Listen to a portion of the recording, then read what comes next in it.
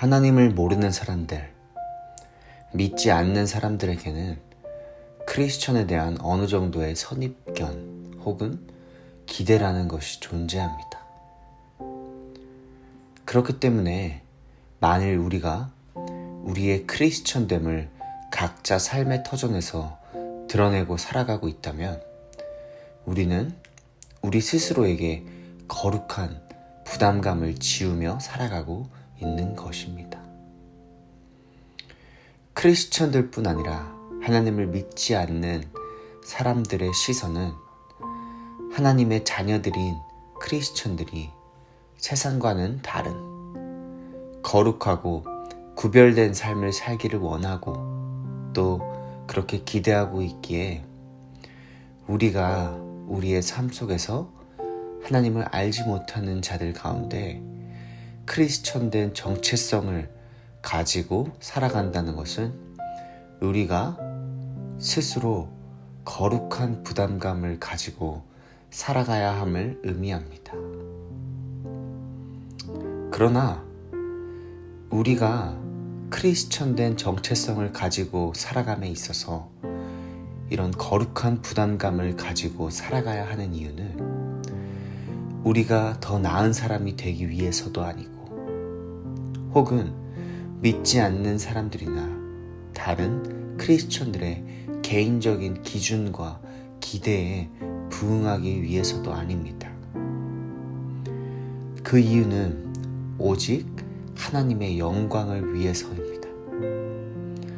하나님의 영광, 다시 말해 우리의 크리스천된 삶을 통해 하나님이 드러나시기를 기대하며 우리는 크리스천으로서의 거룩한 부담감을 가지고 살아가야 하는 것입니다.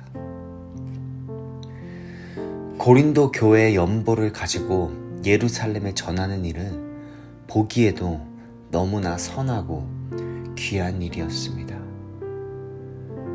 바울은 이 일을 위하여 디도와 여러 교회의 사자들이며 그리스도의 영광이라 부르는 두 형제를 동행시키며 이런 조심함은 아무도 그들을 비방하지 못하게 함이라 이야기합니다.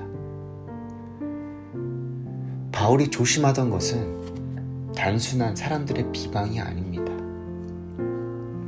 이 귀하고 선한 일이 주의 영광과 그들의 원을 나타내기 위하여 맡은 은혜의 일이었기에 사람들에게 비방할 거리를 허용함으로 인하여 하나님의 영광이 가리워지는 것을 두려워하며 조심하였던 것입니다. 그래서 바울은 주 앞에서뿐 아니라 사람 앞에서도 선한 일에 조심하고자 하였습니다. 사도 바울은 사도로서의 권위와 명예를 지키기 위해 선한 일을 행함에도 주 앞에서도 사람 앞에서도 각별히 조심하였습니다. 왜냐하면 그것이 자신의 개인적인 목적과 명예를 위함이 아닌 하나님의 명예와 하나님의 영광을 위한 일이었기 때문입니다. 우리도 이 땅에서 크리스천으로서, 즉 하나님의 자녀로서 살아갑니다. 그리고 우리 각자의 삶의 환경에서 우리는 크리스천들과 또 믿지 않는 사람들과 더불어 살아갑니다.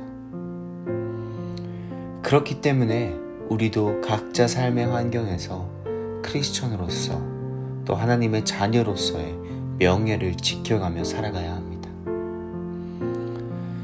하나님의 자녀로서의 삶은 진리를 붙들고 복음엔 타협하지 않지만 주 앞에서와 사람 앞에서 스스로를 조심하며 말씀에 스스로를 비추며 살아가는 삶입니다.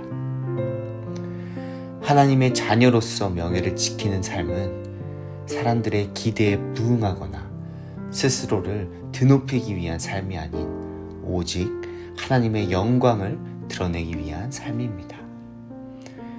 그리스도의 영광된 삶을 살아갑시다. 오늘 말씀을 기억하시면서 기도의 자리로 나아가십니다.